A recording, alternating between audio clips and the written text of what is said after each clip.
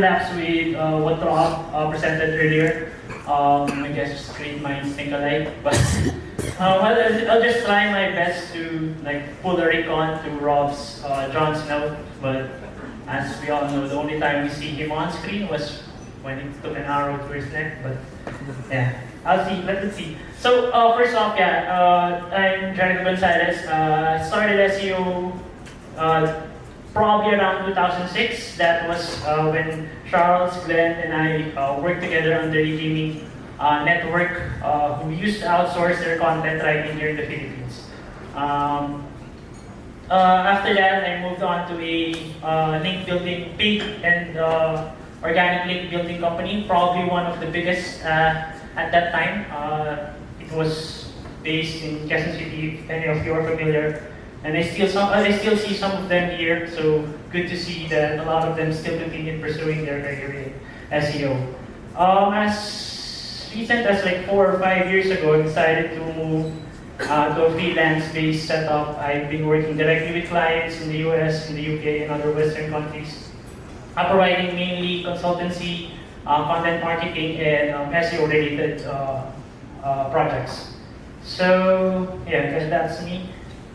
My main topic is profiling in content marketing. So for the sake of being politically correct, and I don't want to be offending anybody here, profiling has been around and has been a core principle in all marketing aspects as early as 50, 100 years ago, as what Rob said earlier. It's the main reason why here, at least locally in the Philippines, soap operas are played around noon, because that's the time when moms stop working, they have a chance to catch things on TV. Same reason why sports and news items are around 6 to 7 p.m. because that's the time when dads come home and start winding. And that's the main reason where Saturday and Sunday morning cartoons are a thing, because that's when kids are back at home. There's also Prosper, a P2P loan website. One of their main stop words when they're reviewing loan applications, their number one stop word is the word God.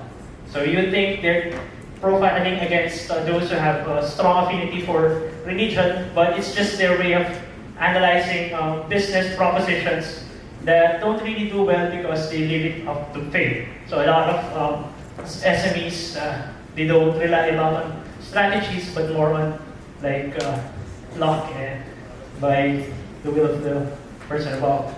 There's also what they call the Costco experience in the US. When you go inside a Costco, the most expensive stuff usually are in front. So a lot of this stuff you can't avoid. The trick is to make you feel bad about things that you can't really afford. So as you walk inside, then you see a lot of nice to-haves that are cheaper. So let's say you walk past an iPhone 10 and can't really afford it, then you can treat yourself or reward yourself by buying a cheap knockoff of a Bluetooth that you'd only really use once or twice. And then on the way out, they're cheaper $1, $2 snacks, the grabs, stuff that you can easily grab, are right outside, right before you leave. The main reason because the Costco experience should be really about feeling good about yourself, getting a good deal out of the experience, when really, from the moment you get inside their door to the time you walk out, you have been conditioned to do exactly what they wanted you to do. If they're doing that in traditional marketing, it makes no sense for us not to do it in the online business. Especially now with content shop is not a new thing. It has been around since as early as 2012 or 2013.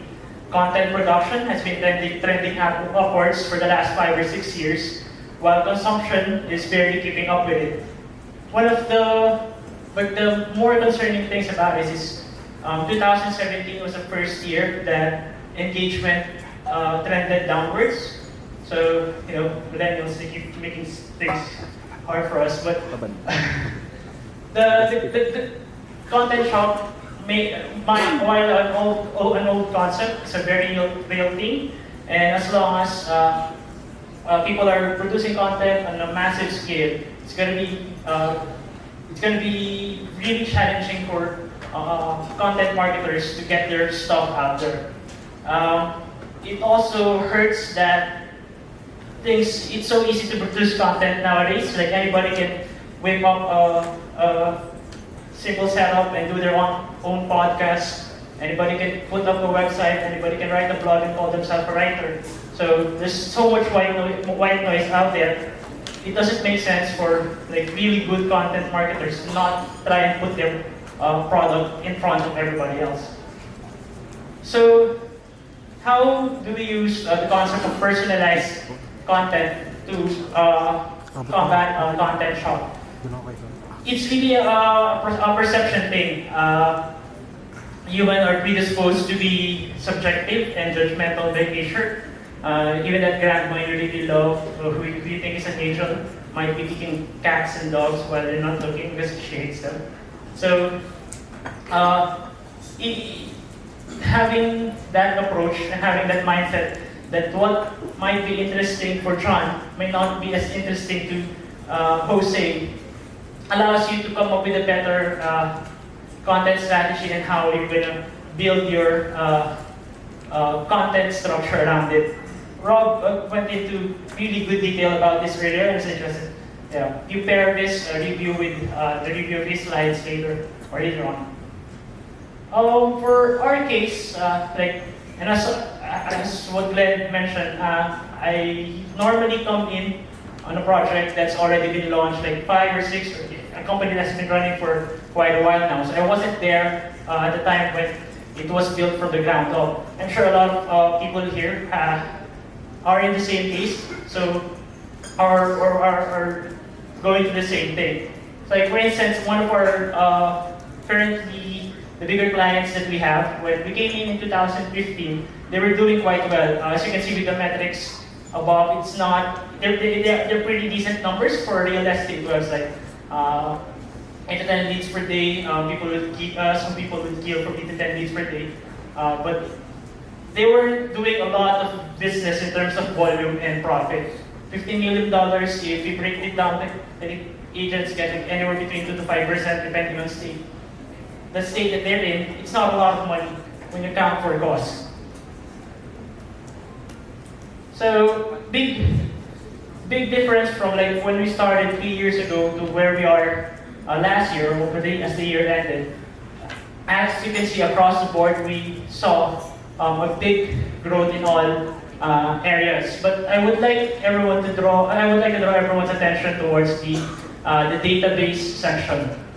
In 2015, they have at least twice the amount of people in their database, but in 2017, we've cut that down to around 45 to 55%. You might think that's a bad thing, but actually, when you've got that many people in your network, it makes sense for you to have a more targeted approach to trim the fat, because you're just wasting your time on. You're just wasting your time on on dead weight, people who aren't really gonna convert, people who are just on the look around, or just curious about what you have rather than what you're actually trying to sell. So how are we able to achieve that growth? With SEO, there are so many types of niches, there are so many types of websites, there are so many types of topics.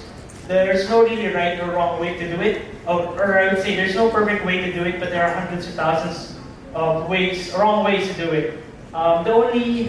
Probably the most correct thing that somebody else is going to do, knowing that the concept of content shop, knowing that people who are in the same niche or in the same field are trying to get attention for the same amount of people.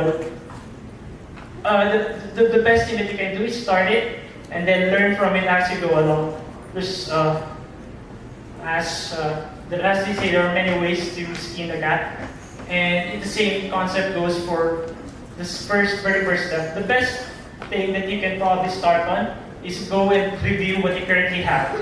If you're coming on board a project that's like 4 or 5 years old, so they've probably amassed a good number of content pages, ebooks, or what have you on their website. So the best thing you can do is try to segmentize those content and see what you've really gotten yourself into.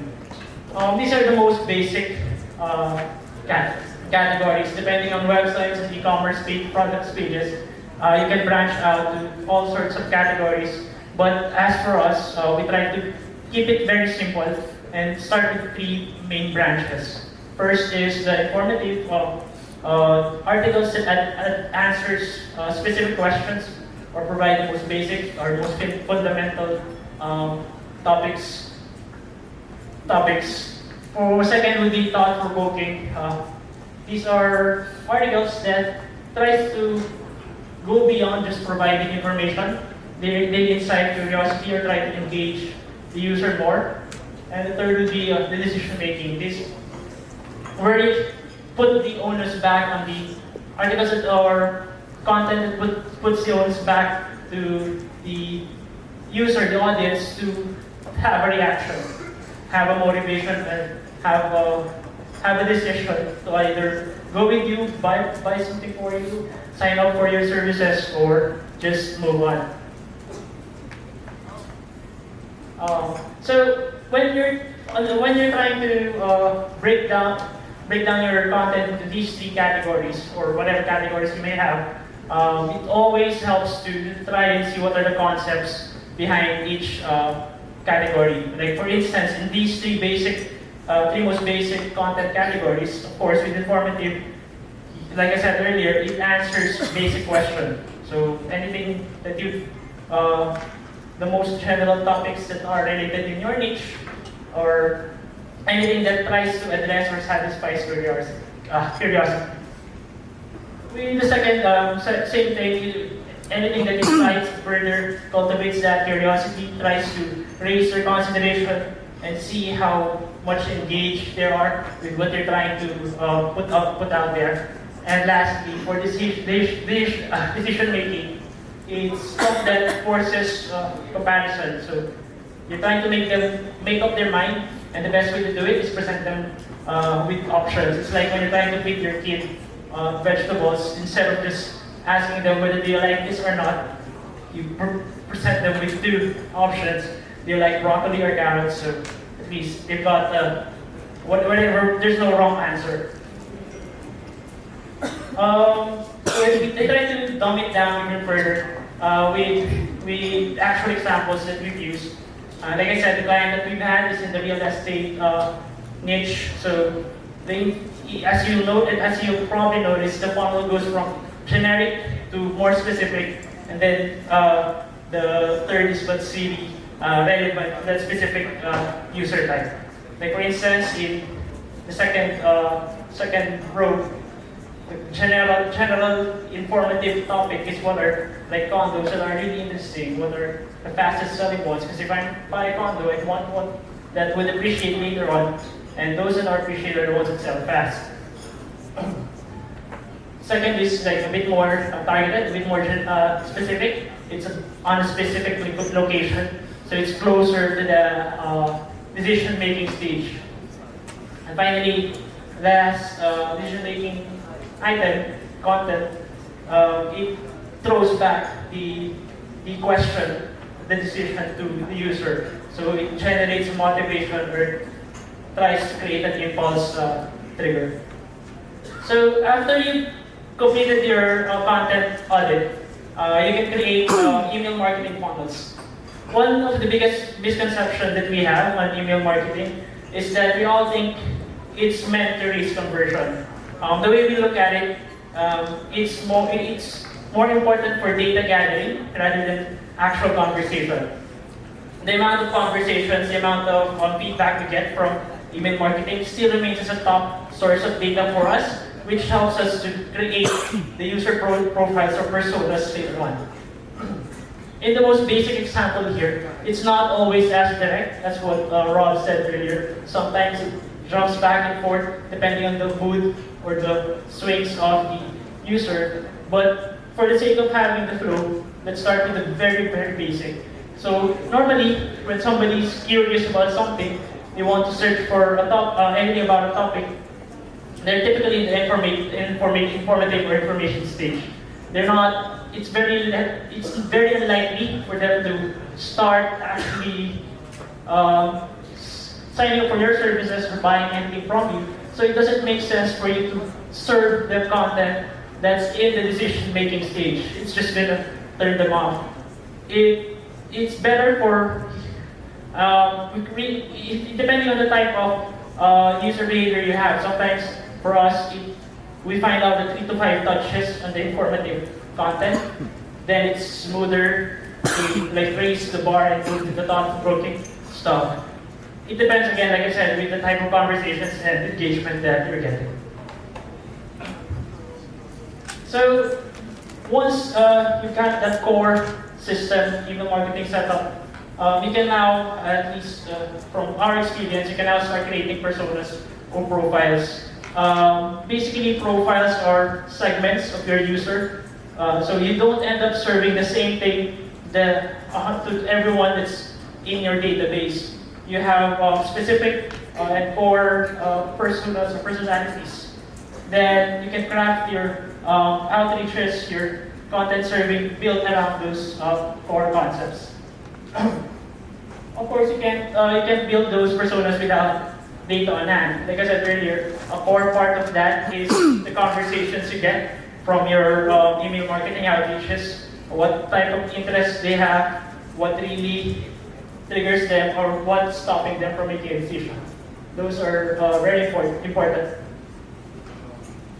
Second would be, of course, where do like person A or person B came from? What type of page or what type of topic did they decide to commit and get involved with them with whatever service or business you're providing. Fourth, this is probably a bit more questionable, but we've got a specific team whose main role is to cyber stalk people. So if we've got somebody else who's signed up, that person's job is do cyber stalking, dig through their LinkedIn profiles, Facebook pages, other social media accounts, try to figure out what exactly type of demographics they're in, what type of situation they're in. So, like for instance, Glenn signs up for our website. One of our guys will come in and try to search for everything that's about him online, so we can fit him to a specific profile. Some samples of those we'll go into detail later on. So the main goal is for all these profiles, like there's no direct way from being interested to being a closed sale. It sometimes fluctuates depending on their moods, depending on what stage they're in, or depending on their capabilities to sign up or to buy your product. So it's very tricky to just take stabs in the dark and do the same thing for every single one. For every profile that you get, the main consideration will always be the motivation or what triggers them. So if you're on an e-commerce site, say selling garments or selling kids stuff, your main profile will revolve around how you can funnel profile 1, 2, 3, 4 towards buying whatever you're selling. So for us, in that specific client, some of the most basic profiles, is like very basic in real estate, is of course trying to identify if somebody who came in is a buyer, who's looking to of course buy a home or condo. Second, are they in our website because they're trying to sell instead of buying? And third, are they just trying to rent? From there, you can drill it down. So if they're a buyer, are they single or married couples? Because singles prefer a different type of, or will be interested in different type of properties compared to those who are empty nesters or has kids. Same way with buyers, you'd like to know what type of properties they have, what area they're in, all those intricate stuff.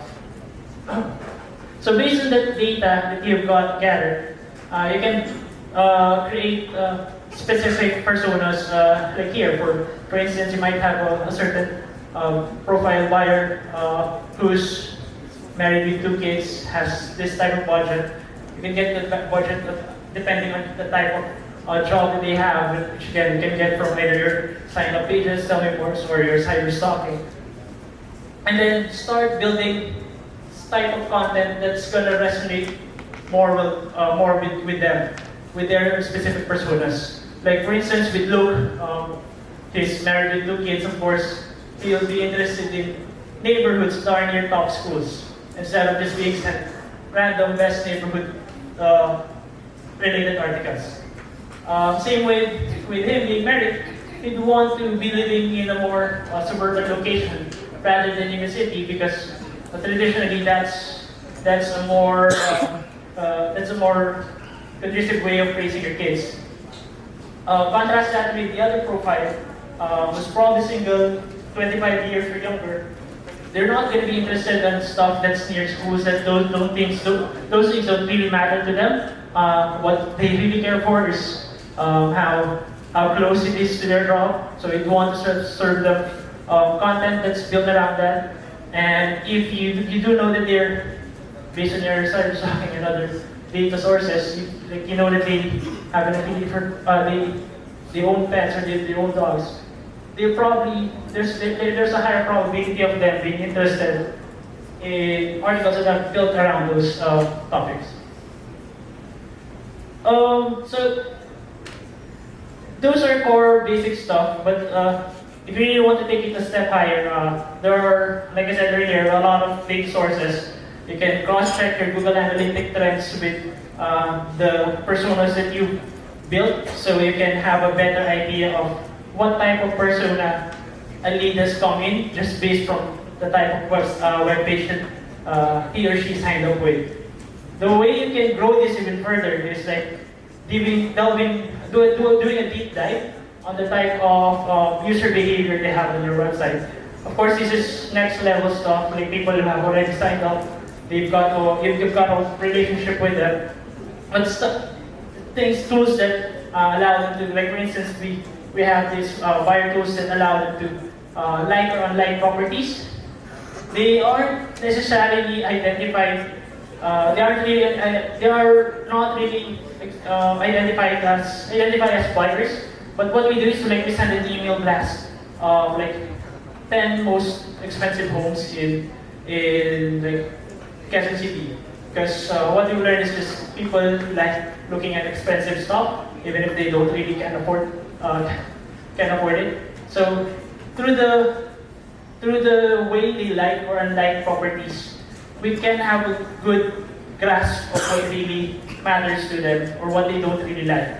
Sometimes what they don't like is more important than what they do like, and then we build that up and add them to the personas that we currently have out there.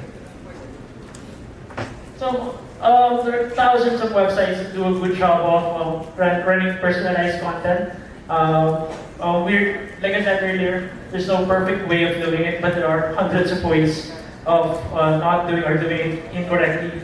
I urge people who are interested in it, who are working for us, to look at the most basic websites that do this and see how they run it. Like Netflix does a really good job of serving related content. Same with these other samples. Reddit is more user-driven, so you customize the type of subreddits and topics that are going to be served by you, but they are basically the same thing. So sometimes it might seem a bit overwhelming, or it's not an easy thing to do, especially if you're just one person who's trying to run the entire SEO service for one website. But at the very least, you can start with the most basic stuff. Like I said earlier, none of this is groundbreaking. A lot of them are very old concepts actually. I tried asking Glenn what type of users, SEOs we have, and according to him, a lot of the participants are beginner to mid-level SEOs. So I would suggest start with the really core and most basic stuff, and then you'll get smarter as you go about it. Auditing content, you don't need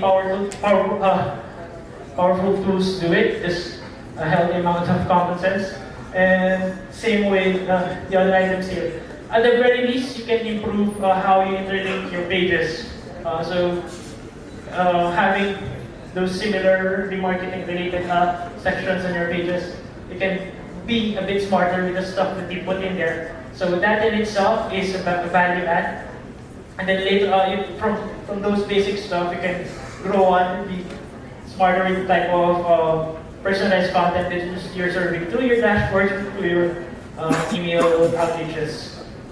So, and I guess that's all I have. Hopefully, there's some value added to most of the participants. Right. Thank you so much, Jec. Are there any questions before Jec gets off the stage? One or two questions would be fine. So while you're thinking about your questions, I'd like to acknowledge again our very generous sponsors. First is Empire Flippers. If you haven't already, stop by their booth. They're giving away some nice freebies and VIP codes. It's a good way to find out how you can sell your website or acquire an online property, or if you're building a high-end PBN, they might be helpful. I don't know. We also have Payoneer, like the best way to send money from abroad back to the Philippines, especially if you're paying for service providers here. Payoneer is the way to go. TrueLogic Online Solutions. TrueLogic is hiring. They also provide a full array of digital marketing services. SEO is just one of them. Web development, design, social media, content, you name it, they probably have it. SEO Hacker. SEO Hacker has been supporting us, one of the premier SEO agencies in the Philippines. Shout out to them. And then Outsource Accelerator, one of the best outsourcing consultants in the Philippines. So, any questions? If not, we may have time for a panel discussion later. We'll also have Jec in that one, so reserve your questions there. Alright, thank you so much, Jec.